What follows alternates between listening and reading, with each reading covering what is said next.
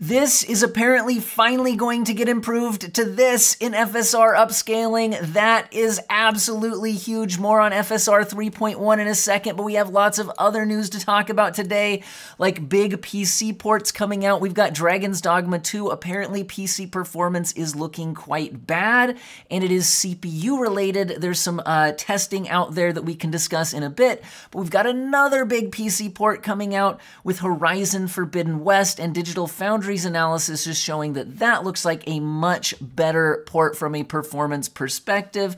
We have people playing games with their brains, unlike any multiplayer competitors or teammates I seem to get in solo queue. We've got the new 480 hertz slash 240 hertz OLED getting a look at it over at Optimum. And we've got a whole bunch of other stuff to talk about today, including some confirmation of some information we had about the PlayStation 5 leaks and all of that. But let's go ahead and jump back into this, because this is absolutely huge. Look at that. Look at that. Now, this is not third-party independent testing. This is AMD's own images. And this is in Ratchet & Clank Rift Apart, which was apparently the first game at least confirmed, I don't know if it'll be the first one launching, with FSR 3.1, where the big deal is the underlying upscaler is improving. And that's absolutely huge, because when it comes to choosing between AMD and Nvidia, well, there's lots of differences. For somebody just looking to play games, at most people's price ranges, honestly, ray tracing performance isn't amazing enough on Nvidia for that to be a massive selling point, I think. As you get to the really high-end stuff, sure, you can do path tracing and it can be transformative. But for a lot of people, it's the upscaler that's the bigger deal, especially if we're talking at, GPUs that are in an affordable price range for a lot of people. And DLSS has looked a lot better, especially at lower resolutions and more aggressive settings. So these are images provided by AMD showing off FSR 3.1 upscaling improvements, not just frame generation improvements, upscaling improvements. And this is running apparently at 1080p in performance mode upscaling, so an absolute worst case scenario.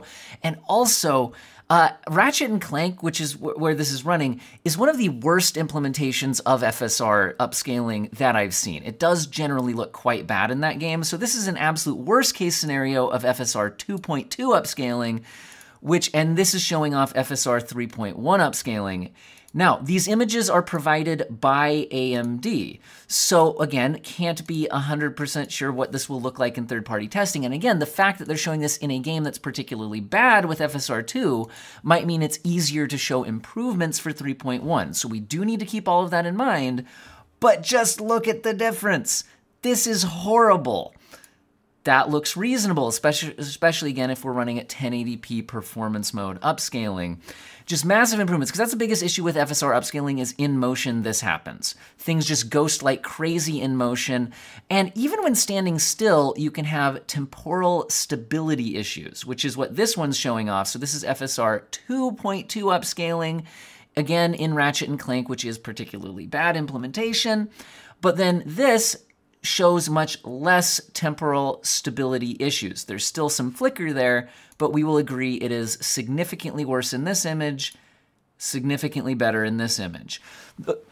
Those are two of the biggest problems with FSR upscaling, and thus some of the biggest issues recommending AMD graphics cards. Because, if a lot of people are going to be gaming using upscaling, because you do get a lot of performance, and with DLSS, not a big hit to image quality, FSR takes that bigger hit, we've got some problems. So in the side-by-sides, this is what it's looking like. But again, this is AMD's claims. So I'm very interested what we get once these are actually out. Now, we don't have a firm release date. It's just Q2. So FSR 3.1 will be available for developers on GPU Open in Q2. Will be coming to games later this year.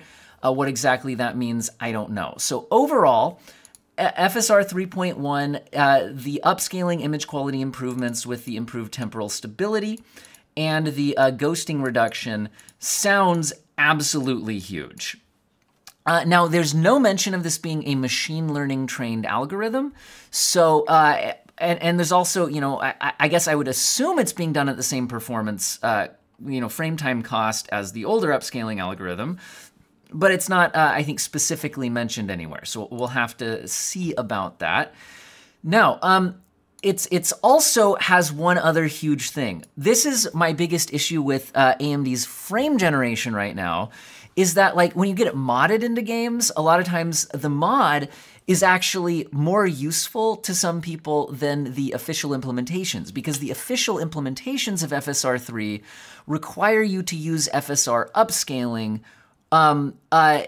with the frame generation. In other words, I mean, you can run at native resolution, but you have to be in the FSR pipeline, meaning, for example, an RTX 2070 user could use DLSS upscaling or use FSR 3 frame generation, but only if they also use FSR upscaling, which, as mentioned earlier, doesn't look as good, right? Or even AMD users, oftentimes Intel's XeSS upscaling can often give better image quality, or in Unreal Engine games, TSR upscaling can give better image quality than FSR has in the past. Again, hopefully we're getting that improved soon. But again, it's really nice what they're saying here is that you could choose to use the upscaling independently of your, the frame generation independently of your upscaling choice, right? So you could use it with TSR or DLSS or FSR or XeSS, and the frame generation being decoupled from that in the official implementation sounds great, because we obviously saw mods were already able to do this. So that's, honestly, this is the two biggest issues I have with AMD's current FSR implementations. So if these actually do deliver this type of image quality improvement, that's huge, and decoupling that sounds great. Looks like they're also just kind of getting some developer, easier debug and support and all that kind of stuff. So this is absolutely massive if true. They're saying that up to 40 games are now getting FSR 3, but again, that's not FSR 3.1 necessarily. But anyway, this sounds really great, but we'll have to see what this looks like, again, in independent testing. Now, a lot of people were expecting an AI upscaling element coming to FSR in the future, due to a lot of some stuff we heard AMD representatives say, talking about gaming devices getting FSR upscaling. But it's also very possible that that was a reference to PS5 Pro specs and with their PSSR upscaling. Now, I've already touched on that in a previous video, so I'm not going to go super in depth here, but I will say in my last video, when I talked about PS5 Pro specs and PSSR upscaling, there wasn't a lot of confirmation on the leaks. The main source at that time was Moore's Law is dead, but now there have been a lot of other outlets confirming those leaks. And apparently another leaker is claiming that Sony is trying to investigate those leaks. And another confirmation we have, for example, is Digital Foundry, who put out their own video talking in depth about the PlayStation 5 Pro specs and PSSR upscaling and all of that. And they say they have seen the documents themselves. So again, we're getting lots of confirmation of that. Now, with that in mind, it certainly is sounding like PSSR is not, could have been the AI upscaling on AMD gaming devices that AMD had been discussing. Because like I said, while we're looking at improvements to FSR upscaling here, there's no mention of it being AI trained in any way. Now, again, we'll have to see what ends up happening. And I also would say that some people are then saying, so AMD isn't working on an AI version of FSR. And I wouldn't go that far. I would say that it's possible that maybe if they would need hardware acceleration on a new generation of GPU, maybe to enable that, then it's possible that you wouldn't hear about an AI version of FSR until you had hardware out that would run it. That type of thing, meaning I wouldn't say that that's been ruled out. I would just say that, we don't have any confirmation of that for sure actually incoming. I keep seeing a lot of people in my comment sections talking about FSR is confirmed to be getting an AI upscaling improvement, but again, that is not the case. It is very likely the comments people took as meaning that we're talking about PSSR for the PlayStation 5. Anyway, let's get to the kind of PC gaming news with Dragon's Dogma 2 frame rate issues. So Capcom has acknowledged these, and they say they are looking into ways to improve the performance in the future. When discussing what is going on here, the direct quote is that in Dragon's Dogma 2, a large amount of CPU usage is allocated to each character and dynamically calculates the impact of their physical presence in various environments. In certain situations where numerous characters appear simultaneously, the CPU usage can be very high and may affect the frame rate. We are aware that in such situations, settings that reduce GPU load may currently have a limited effect. However, we are looking into ways to improve performance in the future. So basically, what this is saying is that even if you have an incredibly powerful GPU like a 4090, and even if you run on low graphics settings and go to like performance mode upscaling, all things that would normally boost performance, that's just not going to help you if you're CPU limited, because, and this is likely to happen when you have a lot of NPCs on screen, just due to how they are computing all of that on the CPU. Now, if you're wondering, okay, what sort of issues are they responding to exactly? Well, for example, PCGamer.com has a good article here. By the way, all of my sources will be in the video description today. And so here's, for example, one chunk of their testing. So they tested a variety of PCs, and they tested a couple areas. So here you can see, for example, an open world test area versus a Vernworth City test area. And there's important things to note here. The city is extremely CPU limited. The open world test area is less CPU limited, but that doesn't mean it's not CPU limited. Now, how do you spot a CPU limit in this, and what settings were they using? So these were max graphics settings, although this is only 1080p. They have 1440p 4K, they have other testing with upscaling and all of that. Follow the article if you want all of that. I just want to focus on this one, to first of all, not steal all their content, but second of all, to discuss CPU limits and how we spot them. So notice that these are different systems. There's a variety of graphics cards and CPUs in play. Notice that when the 7800 XT is paired with a Ryzen 5 5600X, you're able to average 38 frames per second with 1% lows at 19. When the same CPU, the Ryzen 5 5600X, is paired with other graphics cards like an ARC A770 or an RX 6600, notice that the overall frame rate doesn't change much. For example, an RX 6600 is getting 34 frames per second, and the 7800 XT is getting 38 frames per second. These are at the same graphic settings and using the same CPU but different GPUs. Yes, the 7800 XT is getting slightly better frame rates, because when you're CPU bottlenecked, it's usually not like 100% of the time you are entirely CPU limited, but much of your performance is limited by the CPU. In our 7800 XT should be much faster than an RX 6600. So the fact that you do not get improved performance by any meaningful margin by putting in a much more powerful GPU means that the CPU is the limiting factor there, right? So that's what we mean by that. And we are seeing a Ryzen 5 5600X, which is a fairly modern, fairly powerful mid-range gaming CPU from just a few years ago, and is more powerful than what you see in consoles like a PlayStation 5. Notice that we're not breaking 40 FPS, right? So, and now that's in the city. So if you go to the open world test area, notice that that same Ryzen 5 5600X and 7800 XT is now closer to a 60 FPS average. So you're less CPU limited in that case, but notice the 1% lows are still down at 36 frames per second. So there's a large variance here, indicating that I bet if you looked at a frame time graph, it would be extremely spiky and you'd be noticing a lot of stutters and what would feel like very poor performance. But notice you at least get more scaling between the 7800 XT on that same CPU and the 6600 on that same CPU, indicating that the 6600 is part of the limiting factor on this 37 frames per second.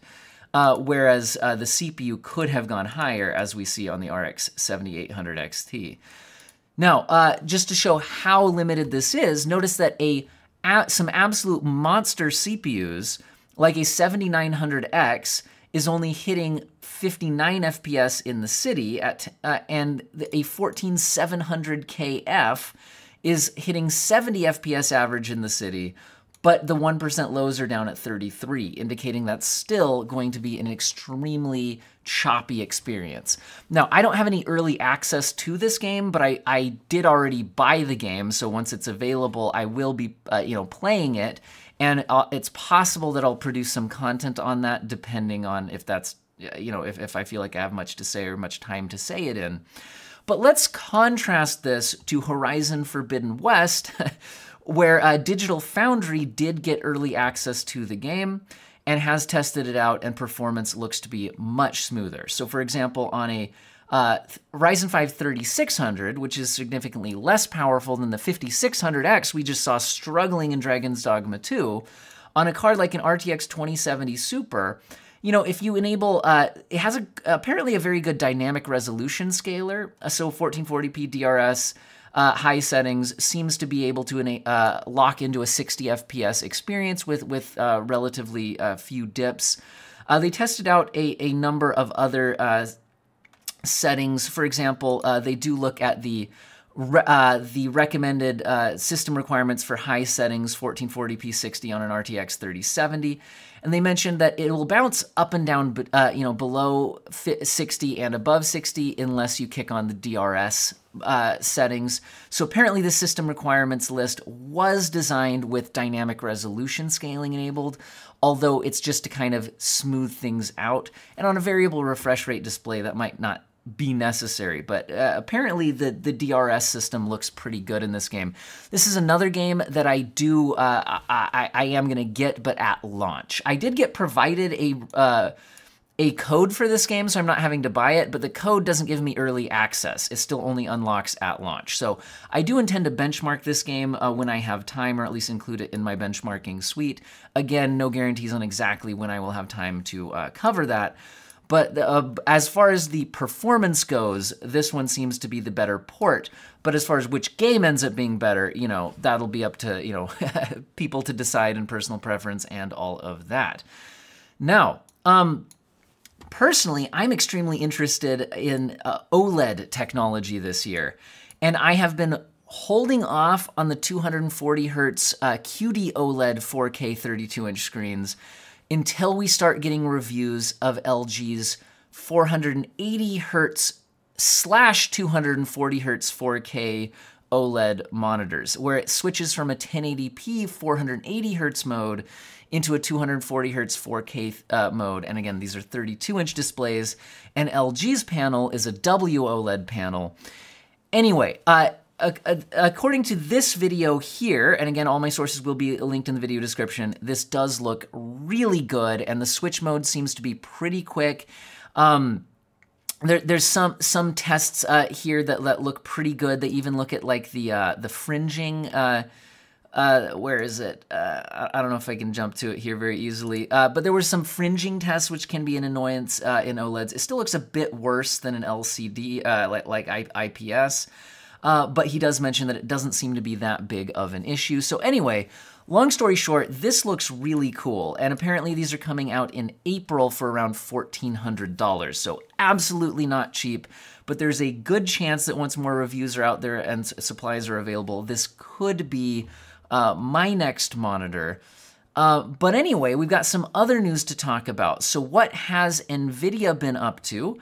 Well, we got a couple of things going on. It looks like they have an upgrade to their RTXGI SDK, getting up to a 2.0 version, with some improvements to things like radiance caching algorithms, like neural radiance cache and spatial hash radiance cache, performance optimizations, improvements, some bug fixes, etc. So anyway, we could be seeing some easier, adding that into Unreal Engine 5.0 games. So anyway, basically stuff that could lead to some interesting ray tracing implementations in the future. And then we're also getting some updates on Nvidia's Blackwell gaming graphics processors. The GB202, which would be the gaming version, is apparently going to use the same process technology as GB200, although this is based on leaks The info's coming from our favorite hardware leaker, Copite7 Kimmy, saying that GB202, which would be the top-end gaming graphics card, this might be like the silicon you would use for like an RTX 5090, for example, will use apparently the same process node as GB100, which is TSMC 4N, capital N, not nanometer, as in for Nvidia, which is based on TSMC 5, not 4 nanometer. And he's saying, sorry, cannot match Jensen's naming with TSMC's naming. We need professional chip analysis to determine, but he's saying at least there is a 30% increase to density. So apparently 30% increase to density, so you have that. If you want more on the specs and the leaks about the general hardware here, check some of my previous news videos where I talked a lot more about the leaks related to what we would expect in the gaming stuff. Now, what about from Intel? Well, Intel has received a lot of funding for US chip manufacturing from the government and is apparently going to be going on a $100 billion spending spree, according to Reuters. And so it's looking like Intel is betting the company on their like 18A process. So we'll have to see how that works out for them. So it'll be interesting to see, but this will be all stuff that would pay off years down the road, as all that stuff would take a long time to actually build. And my last story today is it's looking like, are people going to start playing games with their brains? Well, not my teammates necessarily, but you could at least control the mouse pointer with the first human to receive Neuralink going on a Civ 6 binge. So apparently that's what you do with the technology in true gamer style. So hopefully you guys found this video useful and or interesting. I am incredibly excited about this. I'm hoping this actually delivers the kind of quality improvement that we're seeing here, but again, these are this is directly from AMD, so likely showing it in the best light possible, so we'll have to see what happens in third-party testing, and I'm hoping we get this sooner rather than later. We'll have to see, and I hope all of you have an excellent day.